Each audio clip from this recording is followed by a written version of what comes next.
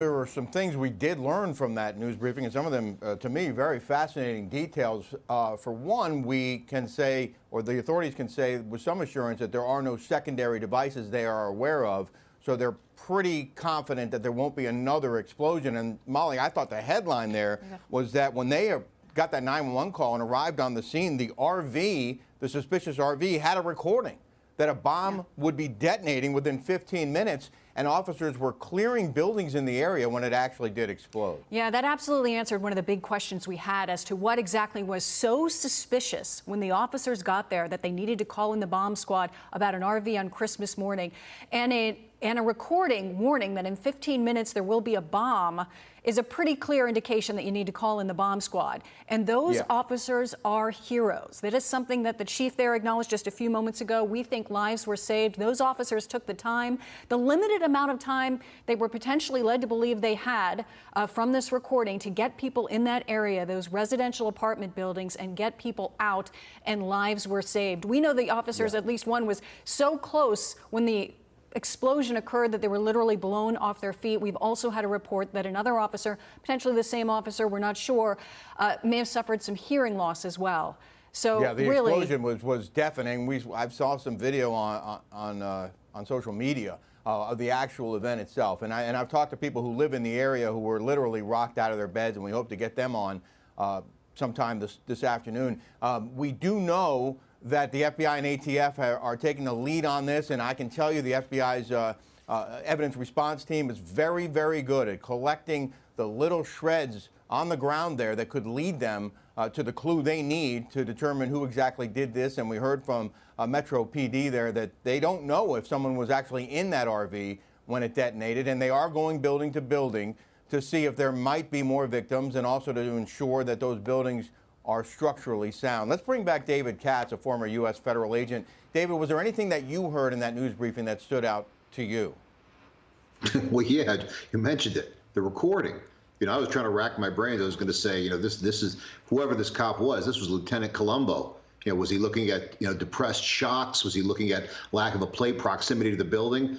We roll up, and now you get a recording that says this vehicle is going to explode in 15 minutes. And by the way, thanks for taking the time to mention the heroic actions of the officers. Every miscreant who starts chanting "defund the police" and all that nonsense, look at those folks. They clearly saved lives. No doubt. Now, the FBI also said there's a lot of investigative detail that they simply cannot reveal for obvious reasons. Yeah, sure. But they also did mention all of the cameras in the area. What will they be looking for now?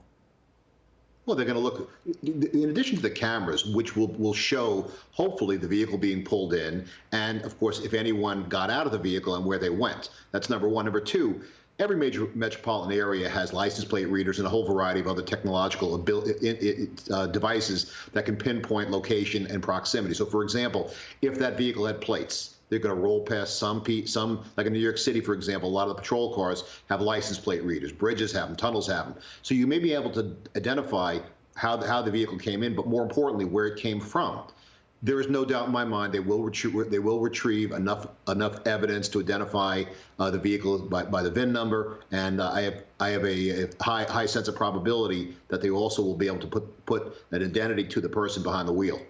The most fascinating element here is that this person had a recording on the RV, drew police in, and then played a recording warning of an explosion. That is not typical behavior for a terrorist. I mean, there will be warnings, and then there's no blast in many cases, or there's a blast with no warnings. In this case, we had a warning and a blast. That's exact. You know who that reminded me of? The Basque separatists used to do that. Their intention was to destroy property, but minimize harm, risk to human life. So you have, in this particular case, you have the vehicle at a very early hour where there's not a lot of street traffic, and then, of course, it gets parked. Now, the AT&T building may or may not have been the target. I would look at AT&T not because they're upset with their cell phone service.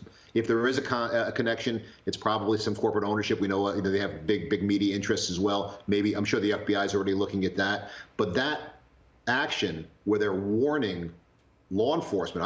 Originally, that shots fired thing it seemed like a trap. Draw the police in, then detonate. Well, clearly not. Clearly something else was going on here that we have yet to fully understand.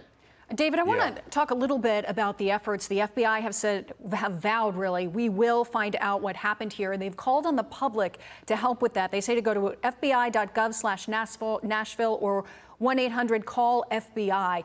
In the wake of the Boston Marathon bombing, the cameras, the pictures of at that point in time, the unknown suspects, they really pulled the public for help. How could that assist as we're just beginning in this investigation? Well, you could, there was a report earlier that a police officer had to shoo away someone walking their dog in that area.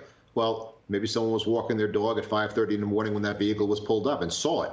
There are people who have, we have businesses have cameras, residential buildings have cameras. People have cameras in their vehicles now.